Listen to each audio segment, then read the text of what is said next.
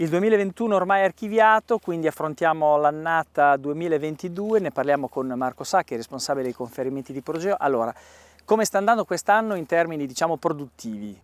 Ma la campagna si presenta molto bene, nonostante un inverno siccitoso che ci aveva creato non poche preoccupazioni. Fortunatamente poi in primavera è piovuto e quindi il concime è stato assorbito, la pianta è ripartita e oggi si vedono dei campi veramente molto belli.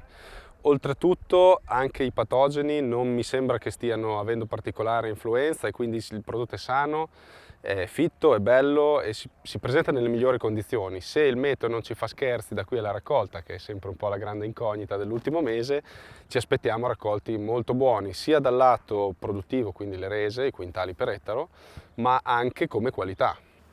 Dal punto di vista, diciamo, produttivo e della raccolta della mietitura, rispetto allo scorso anno c'è una previsione di mietere prima o dopo rispetto, diciamo, ai soliti periodi in cui si va in campo per... Abbiamo una settimana di ritardo, abbiamo circa una settimana di ritardo rispetto all'anno scorso che peraltro è stata un'annata precoce, diciamo, quindi sembrerebbe un'annata standard, ordinaria. L'anno scorso era stata un'annata un po' anticipata, quest'anno abbiamo appunto un ritardo e ci riportiamo sul periodo più classico, quindi diciamo i grani ce li aspettiamo dal 20 di giugno in avanti. Poi nel giro di un mese si conclude tutto quanto. Purtroppo anche meno, Anche quindi meno. c'è da correre parecchio, anche perché oggi le aziende sono strutturate con dei macchinari che hanno delle velocità di lavorazione molto importanti e quindi c'è da correre un po' tutti perché le mettitrebbie in campagna vanno forte. Quindi insomma è sempre più difficile fare delle previsioni. È molto difficile, quello che sappiamo è che il contesto quasi certamente ci farà mantenere dei prezzi, se non quelli che vediamo adesso, comunque molto alti, ancora per diversi mesi. Ecco. Sacchi, riprendiamo uno scenario internazionale. L'Ucraina andrà a mietere con granai pieni, visto che si è trovata nell'impossibilità di esportare buona parte del prodotto, quindi con granai pieni. Questo che cosa comporterà? Le incognite in Ucraina sono tantissime e sicuramente gli ultimi mesi non hanno consentito al paese ovviamente di esportare o di far uscire prodotto e quindi gli stoccaggi oggi all'interno dell'Ucraina sono ancora piuttosto pieni. Questo ovviamente unito alle incognite della produzione e della capacità di raccolta che sono tutte da verificare, però quasi certamente metterà il paese in difficoltà proprio per lo stoccaggio del prodotto che in qualche modo raccoglieranno. E anche per questo negli ultimi giorni è arrivata una comunicazione da parte della Commissione europea che richiede ai Paesi membri proprio di verificare le capacità di ogni Paese membro di poter ricevere del prodotto ucraino proprio perché sanno già che avranno difficoltà nella gestione proprio degli stoccaggi.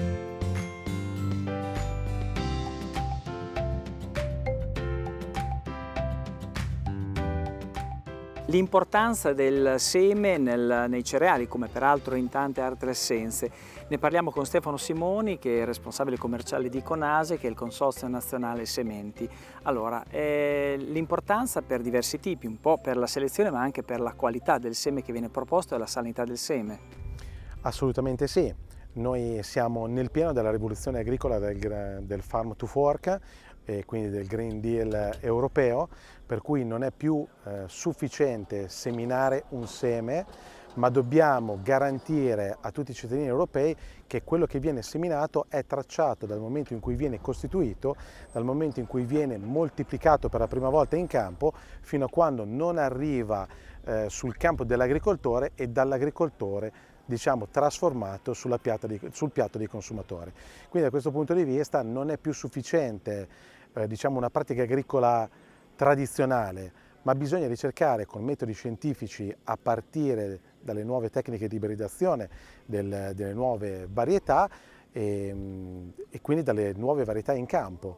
Questo campo di Progeo è un esempio di quello che è la scienza applicata all'agricoltura, perché c'è una filiera completa, il CONASE, che è il Consorzio Nazionale Sementi, che è una struttura che esiste dal 1974, quindi da quasi 50 anni, si può vantare di essere un costitutore di varietà, quindi non solo noi selezioniamo le varietà che forniamo agli agricoltori e che poi ritornano agli stoccatori, ai molini o ai pastificatori, ma noi costituiamo con degli incroci varietali nuove varietà e possiamo dire, a dispetto di quello che si pensa, ovvero che non ci sia ricerca in Italia, che noi non solo costituiamo le varietà che sono protagoniste in Italia, ma le nostre varietà vengono esportate all'estero, quindi in Grecia, in Turchia, in Spagna e sembra anche incredibile, ma in Francia.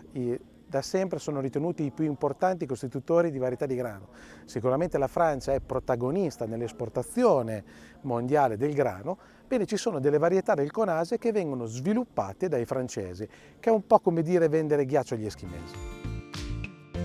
Si parla sempre più di sostenibilità anche per quel che riguarda la concimazione. Cosa si intende per fare una concimazione sostenibile in campo, in modo specifico nei cereali? Allora, la SCAM è stata la prima azienda, penso al mondo, che abbia fatto tutto il percorso per la dichiarazione ambientale di prodotto. Il nostro fertilizzante organominerale è stato analizzato da un punto di vista di sostenibilità per tutte le voci che diciamo, compongono il consumo di ambiente. Quindi è stato preso il fertilizzante e analizzato in che modo consuma l'ambiente nel momento in cui viene prodotto e equiparato con i concimi minerali, con altri fertilizzanti. Il nostro fertilizzante facciamo l'esempio delle emissioni di CO2, ha il 30% in meno di emissioni di CO2, paragonato con un urea o con un... Questo è un percorso che viene fatto da un'azienda che si occupa specificamente di fare questo tipo di certificazione, che è un'azienda svedese, e noi abbiamo appunto la dichiarazione ambientale dei prodotti e siamo per questo motivo entrati all'interno di alcuni circuiti. La dichiarazione ambientale dei prodotti ce l'hanno tantissime aziende, tantissimi trasformatori, pastifici, non so, la Barilla, la De Cecco hanno la loro dichiarazione ambientale di prodotto. E quindi la SCAM ha deciso tanti anni fa di cominciare questo tipo di percorso. Noi con questo tipo di percorso possiamo dire che il nostro fertilizzante, oltre ad avere un'efficienza migliore rispetto ai fertilizzanti minerali, e questo è stato certificato all'interno della dichiarazione ambientale di prodotto, ha un impatto minore nei confronti dell'ambiente. Quindi chi utilizza il nostro fertilizzante sa che da un punto di vista di consumo ambientale è sicuramente molto meno rispetto a un fertilizzante minerale e quant'altro.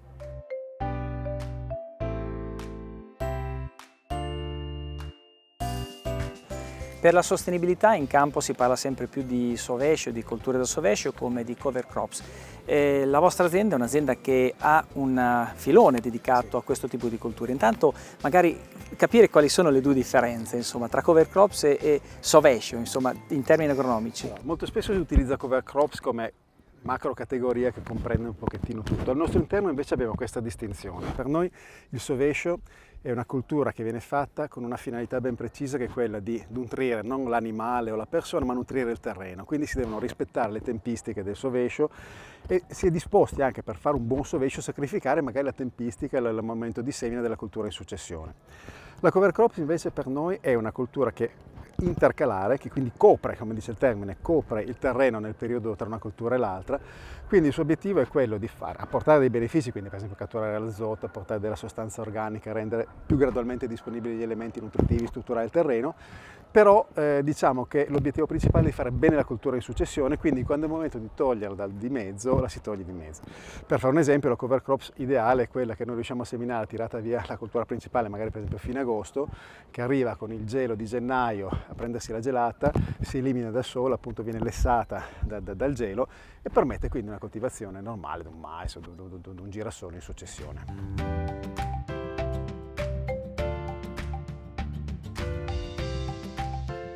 Questo maggio particolarmente siccitoso, che cosa comporta e che cosa ha comportato nei grani quest'anno? La situazione è relativamente grave, perché in questo momento noi abbiamo più evapotraspirazione di quella che è la capacità della pianta di assorbire acqua dal terreno.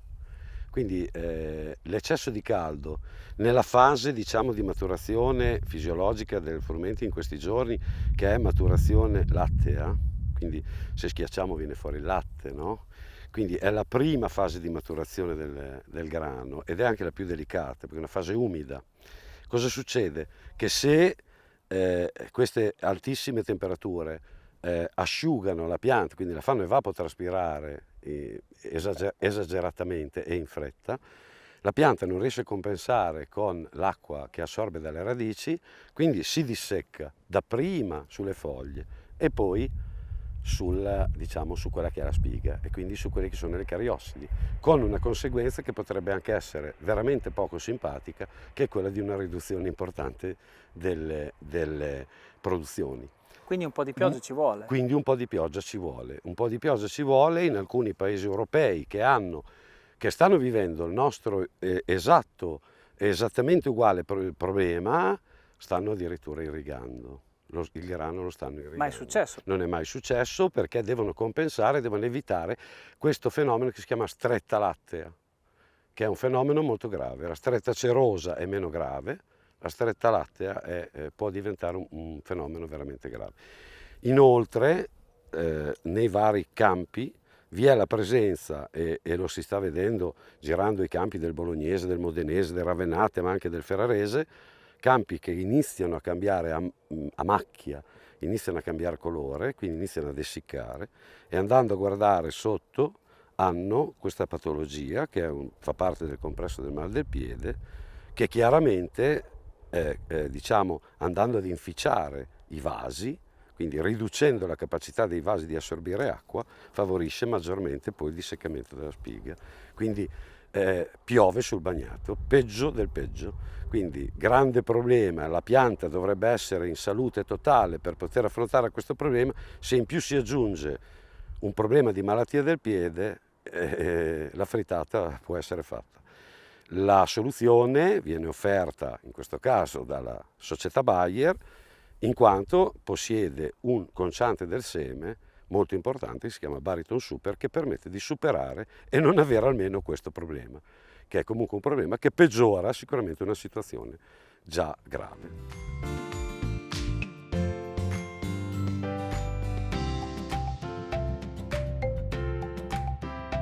I prossimi anni di Progeo come saranno caratterizzati dal punto di vista delle scelte rivolte al socio? Ma noi quest'anno celebriamo anche i 30 anni della nostra storia e in questo momento stiamo pensando anche ai nostri 30 anni. Cambiate tante cose in 30 anni, è cambiato il numero dei dipendenti, cambiati i volumi di prodotto sul mercato, abbiamo aumentato impianti produttivi, gestione, mangimi e quant'altro.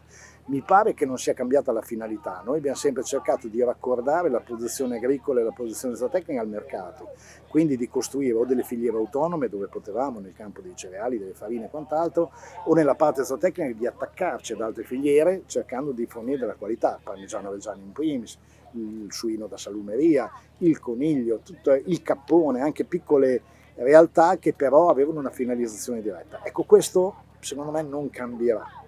Cambierà invece la logica di sviluppo e noi crediamo che negli ultimi anni i buoni risultati che abbiamo avuto sono stati bilanci veramente molto importanti. Il fatto che abbiamo portato tutte queste risorse che abbiamo generato, questa ricchezza che abbiamo generato a riserve, quindi pronta a investimenti per il futuro, credo che ci dia delle buone chance anche per un futuro che si presenta, almeno nell'immediato, molto volatile e molto incerto. Quindi mi pare che abbiamo delle condizioni molto buone per andare avanti.